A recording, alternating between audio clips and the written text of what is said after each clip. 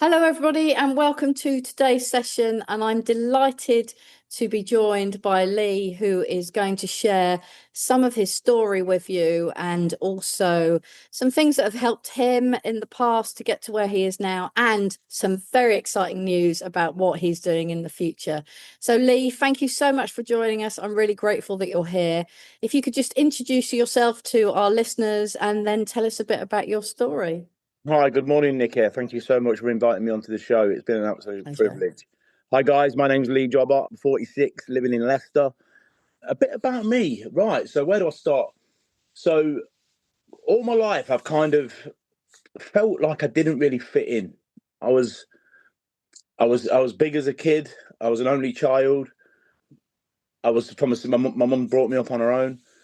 And life never really, I couldn't really fit in anywhere. So I tried my hardest all my life just to try and direct into somewhere that I felt like I was needed or wanted. And I really, really struggled. But what I learned from an early age was I found a lot of comfort in alcohol, which was not right. But unfortunately, that's part of my story. And that kind of took me on to many, many years of alcohol and substance. Well, not when I say substance, it was alcohol. I was never into anything else. But as time went on, I was just trying to find where I fit. So I started following the football, and as the years went on, I was up to 30 odd stone at the time, and I used to go to the football with my shirt off. I was getting some validation around my community, like, oh, there's Jobber, because everyone for years used to call me Jobber because that's my surname. But I felt like I was part of, and obviously with the football became the drinking, became like the partying, just like social events. So I was trying to fit in, but what I realised was that I was only fitting in externally. Like internally, I was still very, very missing. Which I look back now and I realise that was quite hurtful. But at the time, I was just trying to figure out where I was at.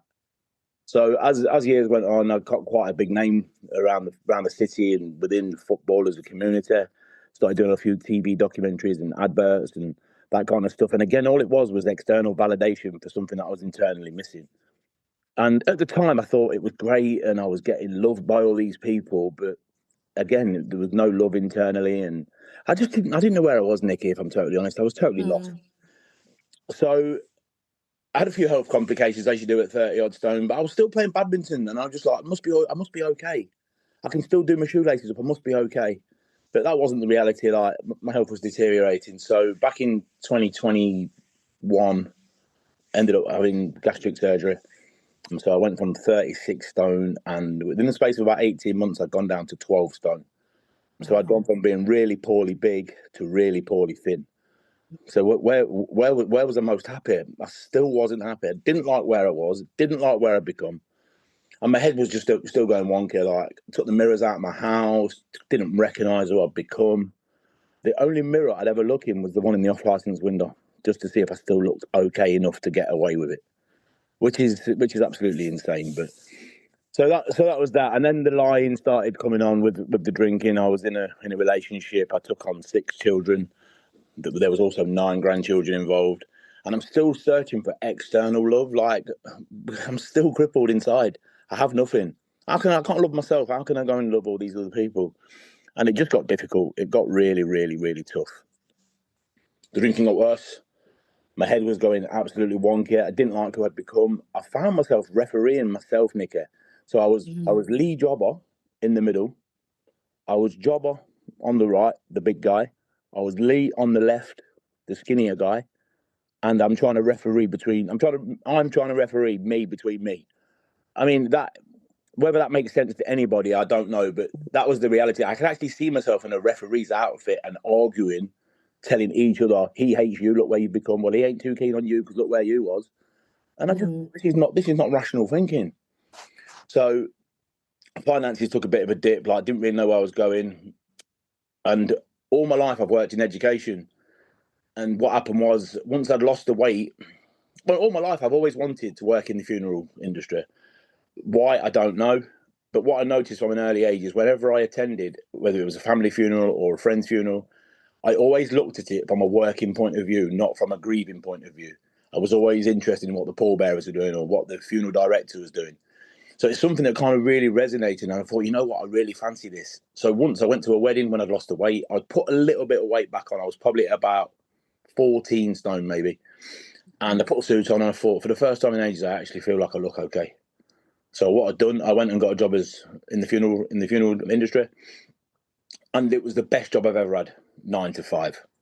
9 to 5 at night absolutely destroyed me. I was getting smells from the mortuary. I was getting voices, getting faces. And I was just waking up sweating, and it all just got a bit too much. So I was suffering with that. And then the finances, the weight loss, the drink, it was just a catalogue of things. And like my cup was getting filled and I didn't know how to empty it. And then had a car accident, which was really nasty. I still carry a lot of guilt with that, if I'm totally honest.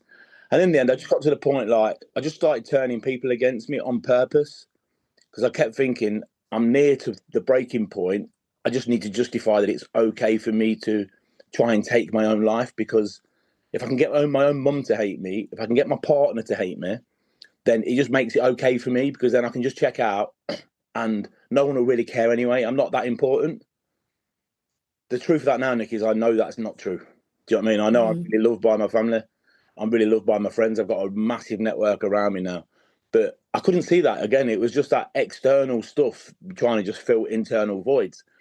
So, yeah, so what I did, I was planning hows, I suppose. And I knew it was coming. I knew there was going to be a day where I was checking. I was done. I drew whatever little bit of money I had out of the bank. I wrote all my letters out, got my dog a suit for the funeral. And that's how mad my head went, because I was more concerned about my dog looked okay at my funeral. Not my mum's going to lose her son here. My partner's going to lose her partner here. Wasn't bothered. The only people I was bothered about was my dog and the driver that was going to hit me whenever the time came for me to take it. Looking back, that's crazy, kind of crazy way of thinking. But I'm still convinced it wasn't me that tried to end my life that day. I'm a shitbag. That's the truth of it. I'm a coward in many respects. I don't have that in my locker, Nicky. But the truth of it is, I clearly have externally. The carcass of me was capable. The mind was absolutely twisted, because normal thinking doesn't throw yourself off bridges. Do you know what I mean? It doesn't happen. But the reality of it is that's what happened to me back in 2023. I still suffer massively with the injuries. I had to have a new knee, hip. My pelvis has all been rebuilt. My arm's been all rebuilt. I've got a shattered coccyx. I walk with a walking aid 90% of the time. If I'm potting around the house, I tend not to use it. I'm trying to build the strength back up. Physio can't do anymore. I'm having some really intense therapy, physically and mentally. I still see my counsellor every 2 weeks. She's amazing. She's got me to a really, really good mental place. And you know what, Nicky? Like, for today, and I feel a bit of a fraud saying this sometimes, because I attend a lot of mental health sessions. I run a few mental health sessions, and I feel a fraud for the guys that are struggling, because I can honestly say I'm at the best place I've ever been. But what I will say is, for me, that gives people a bit of hope to where I was at, to where I've been, to where I'm at now. And that's the message I'm getting back from a lot of people is, Lee, if you can come through what you've come through, there is hope for us yet. Do you know what I mean? And I do say it on a weekly basis that I'm at the best I've ever felt. Don't get me wrong, I can't get too complacent, because if complacency sets in with me, whether it's with drink, whether it's with my mental state, whether it's in anything, whether it's within the job, if I get complacent, I'm in trouble. So I have to keep a check on myself on a regular basis, just to make sure that I'm okay. Yeah. Well, what an amazing story, Lee. I'm really grateful that you've shared that with us, and for being so open and honest about what happened and where you are now. And there's a couple of things I'd like to take you back to. One, when you look back on that time, and you mentioned difference in behavior, like you'd written out the letters, you'd bought your dog a suit for the funeral. All these are actions that are taking you towards ending your life and preparing for that. Were there people in your life at the time that saw these signs? No. Unfortunately not. Yeah. But what I will say is, I was a good liar, if I'm honest. Like, you tell me an alcoholic that it's not a good liar, or we think we're good liars. We're actually not, but we lie. So if anyone used to say to me, "You okay, Lee?" Of course I'm okay. Why wouldn't I be? What's making you question my mental state? Why are you asking me? Which then put me more on the defensive. Interesting. Because people, if somebody did notice, I would literally overanalyze and overreact to the fact that I was okay. It was only when I realized that I wasn't okay that I tried to reach out, and unfortunately, and it breaks me to say this, like, it fell on deaf ears. Okay. Because it was always Lee, this massive character at the football. It was, you're all right, you've got a good job, you've got nice people around you, which is great. But that's external again. Everything in my life was always external. Does that make sense? That makes perfect sense. So it feels like often when we talk to people who we feel are having a tough time, that we do the justification for them to show them. And it comes from a place of great intent. Don't get me wrong. It comes from a place of really good intent where we say to people, oh, you've got lots to live for. You've got lots going on. You've got loads of friends, because we're trying to help that person to get from the stage that they're in to the next stage. Where actually we know from research, and I don't know if you had any experience around this, and I'd be really grateful to hear your views, is that when we say, oh, Lee, you're telling me you're all right, but what I'm noticing is this. And then we kind of leave it there. Or we say to the other person, I've noticed you're doing this, and I'm just wondering if you're thinking about suicide or thinking about taking your own life. Did you have any experience of that at all? I word it very differently, Nikki, if I'm honest. And I've Yeah, learned this great. through working with kids all my life. So I used to ask them if there was a problem, or if they knew where they wanted to be in life, or if they knew what their career path was. And they'd always say, oh, I don't know. I don't know. My response was, okay, you don't know. But if you did know, what would your career choices be? Oh, okay, I want to do this, this, this. So it was always about wording it. I do that now with men. Do you know what I mean? Yeah. So what's going on for you? Well, I don't know. Okay, you don't know what's going on for you at this time. But if you did know what was going on, what would be going on for you right now? And they'll go, blah, blah, blah, blah, blah, blah. And it just comes out naturally. It's just the way. And I tell you what, I've got it to a T, and I don't know how. And people recognize it all the time, say, Lee, how do you do that? And it's just one of them things that I'm just quite natural at doing. I'm trying good at getting information out of people that I need from them. I was good at it. I was good at it all my life because I used to manipulate people. Do you know what I mean? So I've just kind of carried that on from my old behaviours into my new way of thinking. So for that works for me. So if I speak to people and I would just say, "Are you okay?" And they'll go, "Yeah, I'm all right." Bit up and down, Mrs. doing me head and all that kind of stuff. And I'll just say, "Okay, then is Steve okay?" Do you know what I mean? I go from the whole you and I actually make it personalised. Lovely. Yeah. And I find that really works for me. Like people take, I think subconsciously they just go, oh, he's actually showing an interest in Steve or Paul or as a matter of fact, whatever name that may be. And I don't know how, I don't know why, but I've been told a lot over the recent times that I've just got one of those kind of voices that just makes people want to go, okay, then let's sit down and talk, let's see what's going on. And I know that's a blessing for me, because to come from where I was to here, I've got here somehow. Do you know what I mean? I didn't do it on my own. That's a fact. I know I didn't do it on my own. I've had to put a lot of work in with a lot of people to make me realise that life is worth living. I mean, it took me a long time to realise that, because after my incident, I went on my pity pot. I was like, well, I can't even do that properly. That's why I don't want to be here. I can't do anything properly. I can't do that. That didn't kill me. I tell you what, will, the drink will kill me. It was just all me, like self-pity. I had to pull myself out of that state of mind very, very quickly. And it wasn't easy. But what I will say, Nikki, it was worth it. Okay. Thank you. When you say that you had to pull yourself out of that state of mind and it wasn't easy, what was the hardest part about it? Good question. It was all hard. It was just like, because I didn't want to be here. That was bottom line, was I didn't want to be here. No matter what was going on around me or what I thought was available for me, I'd already made my mind up. It was only the fact, and I can tell you this, the only thing that made me realise that I have to continue to be here, and it's the pain that I put my mum through. Like, to see that woman's face at the end of my bed when I came out of intensive care was absolutely heartbreaking. And that vision, do you know when people say, oh, go and visit somebody when they've passed away, go and see them in the chapel, and they'll go and see their relative or loved ones, and they'll say, that's the only recognition that's the only face I can remember when I think of them. Whenever everyone says, yeah, how's your mum? And I'll go, oh, she's okay, thank you. And it's always that vision of her face when I woke up. So, like, moving forward, like, my mum had a heart attack 2024, and I thought I was losing her, and she needed me. I'm all she's got. I'm an only child. Like, she doesn't have a partner. My brothers and sisters, unfortunately, have either passed or they don't live local. And I had to be there for my mum. She's the only one that stuck by me when she probably shouldn't have done in time. Sorry, I get a bit upset at times, but she's the only person that stuck by me that in times gone by where she probably shouldn't have done. So I owe everything to that woman. I just thought, I've got to get sober for her. I've got to get mentally right for that woman. Because if I'm not right and anything happens to her, I'll never live with that. Yeah. So I've had to pull my big boy pants up and get on with life on life's terms. I can't do life on life's terms as lead jobber. I can't do it. That's my story. I couldn't. So I had to start putting some work in. I had to start getting some help. I had to start reaching out. I had to start listening. I had to take the cotton wool out my mouth, out my ears, and put it in my mouth. You know what I mean? Because I was always good at really talking. I could just bullshit everybody.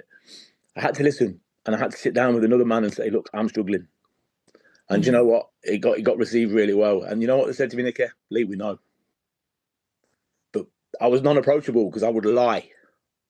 But it's not like that today. And life is moving forward, and life is a blessing for me at the minute. Yeah. I feel so privileged to be in this position to be able to sit here in front of you and actually get emotional and vulnerable. Because that's not my story. Do you know what I mean? But today it is. Yeah. So thank you for allowing me to do that. I'm blessed for that. Thank you.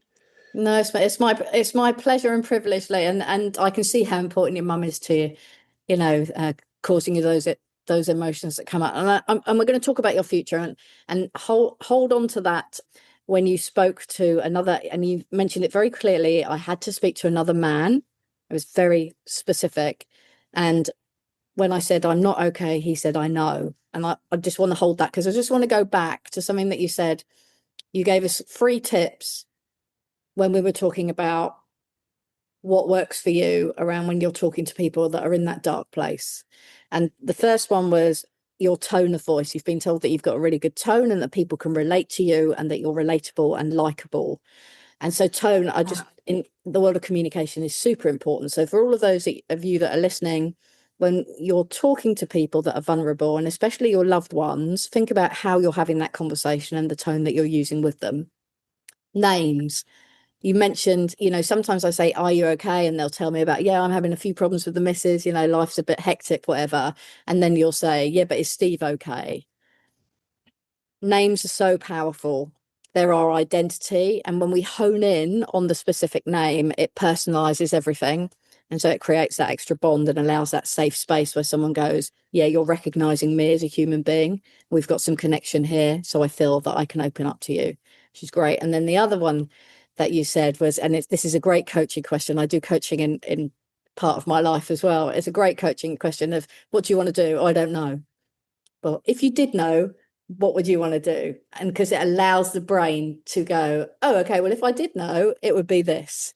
Perfect question. So I just wanted to highlight those for our listeners because they're top tips that people can take away with and start using. So here we are now, Lee, and I know that you're wearing your brand new merchandise for something that you're opening up. But before we go into that, let's just talk about Andy Mann's Club and how that's helped you to get to where you are and what that looks like and how people can find help, especially men, because we know that men are in the highest suicide bracket, but they're also in the bracket of they don't talk as much. So just tell us a little bit about that. So for me, with Andy's Man Club, basically my auntie lives. So like I was saying, my mum's family are either past, bless them, or they don't live local. My auntie lives in Bradford, and Andy's Man Club was established back in 2016 when a guy called Andy, bless him, he took his own life, and they were setting up a group around the Yorkshire areas. So my auntie was telling me about this well before I'd even know my head had gone wonky. But then I look back and think, well, she must have been telling me for a reason. Do you know what I'm saying? It was like when people used to buy me like bottles of spirits instead of glasses of spirits. They obviously knew that I had a problem. So they obviously recognized it. But I was just like, yeah, you're just doing what I want you to do. So I'm going back to that. So she was telling me about it and I was looking and I was searching, obviously because I was in the madness of drinking, I couldn't really go anywhere because distance. And then when it came to like 2023, I think the closest one was probably Chesterfield or somewhere. And I still really like the idea of just going and speaking, just to go speak to people in general. This was before like I even recognised that I wasn't great. So when I came out of hospital, I've had to learn to walk again and all that kind of stuff you do when your body hits concrete. It's not meant for that reason, but we're not built for that. But what I've done, I reached out and I literally went on the website and just ticked like closest to me, and one in Leicester had just opened up like weeks previous, and I thought, do you know what, like that's a sign for me to actually go. So I got in there and I recognised a few faces, and I just thought these faces I recognised, I was comfortable with in past experiences. I just thought, well, that's why I was comfortable with them, because obviously they suffer from the same thing as me. I mean, and I've done that when I've walked into like an AA like or whatever. They suffer from the same thing as me. So I've got that recognition with them straight away. So anyway, I sat down and I just opened up. I got very honest, and I just said, look, I'm only here because I'm struggling. I'm not here for a social. And I felt at home, Nikki. I felt at home. I felt like I'd found where I needed to be, somewhere I felt safe, somewhere I felt listened, somewhere I felt valued, and that was there. And as time went on, the groups were getting bigger. I then put out a post on my local radio show, just basically saying, because they used to interview me when I was like big into the football and all that, and they just interviewed me again on a whole new scale. And within weeks, we've gone from a few members to many members, and having to get new venues and more facilitators, and it just escalated massively. And I've got a hell of a lot of gratitude for Andy's Man Club. Like I say, I've met some amazing guys in there, and to see the growth in people, Nick, it's so heartwarming to see people come through them doors absolutely on their knees to actually saying, can I help you? Can I now become a facilitator? Can I now start giving back to people that have helped me? And like I say, and that's men getting vulnerable and just being. Do you know what I mean? Like they're just being what they want to be and just being what they're capable of. And it gets me every time when I speak about it, because I feel quite passionate about the growth in men, because I've seen the growth in myself, and I just want everybody else that is struggling to actually go, we can aspire to be something, whatever it be in their life, whatever their journey is, but just aspire to be something that's not them at the minute. That's It sounds like it had a huge impact on your life. Oh, massively. And that's why I wanted to do more. And there was a lot of guys on a Monday night that was like, right, guys, I'll see you all again next Monday. And it was kind of like down toned, because next Monday, when you're struggling, is a long way away. You know yourself, Nicky, like, I'm sure within, like, obviously with your career, when you speak to somebody in the morning, you'll say, oh, just get through today. For a lot of people, it's like, get through the next 15 minutes. Just get through till dinner time, reassess, adjust to what you're doing, and then move forward till dinner, like till lunchtime. Then go from there, then go to evening, then go. You know, it's just breaking down those little amounts of time to be able to move forward. So from Monday to Monday was a long time. So my thought process was, I tell you what, I spoke to a few guys. They was like, Lee, we need something else, and I was like, you know what, I agree. So what I do, I just thought, I volunteer on a Friday morning. I said to the lady at the volunteer where I volunteer, I said, any chance of me having this space on a Friday? And she was like, absolutely. So I was like, okay, I'll do that. So anyway, I spoke to a few people. Anyway, before you know it, Nick, I've got like media teams behind me, podcasting studios wanting to help out. Like my local, I'm a Leicester City supporter. Don't no judgment No needed. judgment, no. Yeah, absolutely not. I've seen the good, I've seen the bad, I've seen the indifferent. It's one of them. So now they've come on board. I've done a hell of a lot for them in the past. They've done a hell of a lot for me. Now we're working in collaboration together with men's mental health. I've got a massive following. I've launched this Modern Men movement this week. I've gone in collaboration with Strive, which is a private counselling, like on the spot counselling service. It's all just like, it's all falling into place all at the right time. I feel absolutely like privileged. Like I say, I launched it on Monday. It's had 110,000 views in the space of 24 hours. My phone, I'm about to I say phone, I mean phones. My phones have now gone off key because I have a personal phone. I have a phone for people that want to reach out.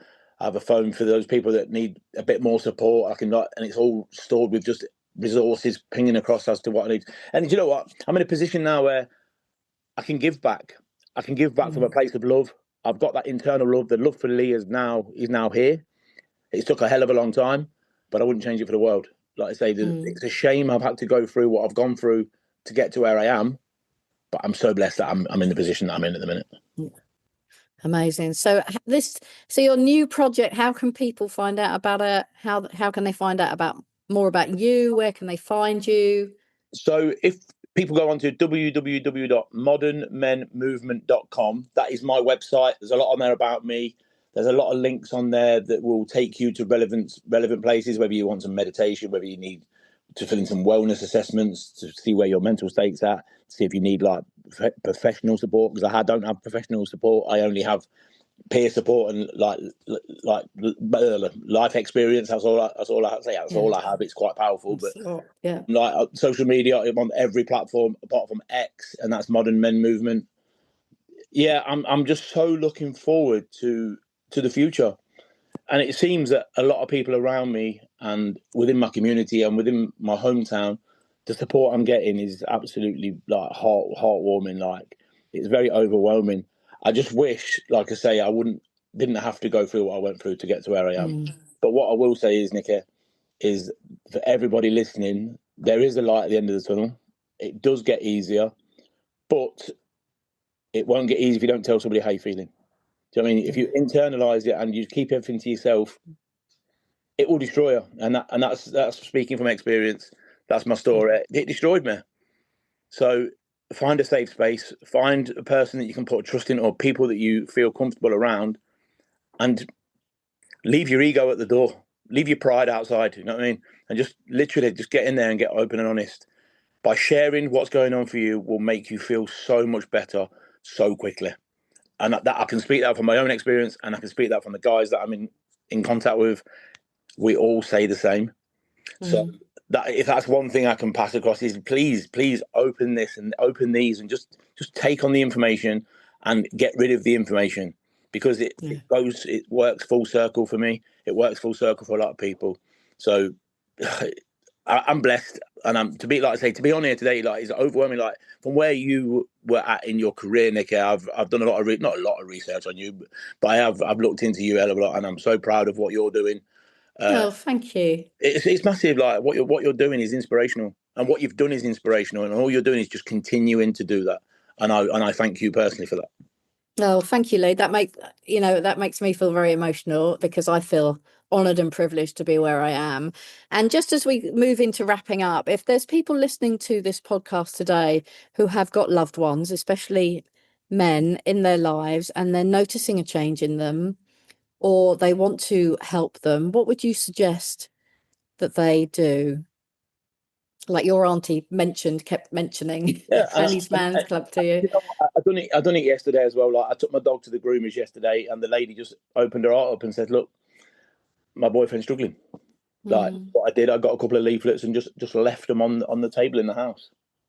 Do you know what I mean? I think it's some sort of things, because some men will go on the defensive straight away. I've done it. Do you know what I mean? I'm okay. Why are you questioning me? Oh, you're always nagging. You're always on at me. Well, no, I'm not. I actually care. That's the point. I care, but I don't know how to put this across to you to actually get some support. So what I do is I just leave little things around. I've got like little bands that I'll just give people in the street that I can see that, or if I hear conversations, I'll just give them a band and a bit of a. It's just subtle, but that subtleness eventually, hopefully, by the grace of whatever you're into, but that they actually do realise. Like, I was speaking to a guy yesterday whose friend reached out to me 2 months ago saying, "I've got this guy who's really struggling. I keep putting him in the right direction. He's not ready." Do you know what? He came to speak to me yesterday, and he was like, "I wish I'd have spoke to you before." And I think it's just give people that time, give people that space. Don't overbear them, because the minute you overbear, we then retract. Yeah. So just people, if you see people are struggling, just make them aware that you're kind of aware that you know they're struggling, but then give them the opportunity to let them know what's going on for them without you hounding. Yeah, I think that's a brilliant place to end today's conversation. Space, respect, kindness. I'm wearing, as I said to you, my bright yellow kindness is free top today. But Lee, thank you so much for coming on today. I really appreciate it. I know there's going to be people that listen to this, and you're going to make a huge difference in the world. So thank you for being part of our journey. Just on your t-shirt, in a word where you can be anything, be kind. Absolutely. Thank you, Lee. Thank you so much, Nikki. And thank you guys for listening. If you have in any way been affected by today's podcast episode, there are numbers at the end of the transcript which you can contact. We'd like to thank you all for listening. And if you'd like to join our Facebook group, there is also a link to that in the notes that go with this podcast. Have a great day.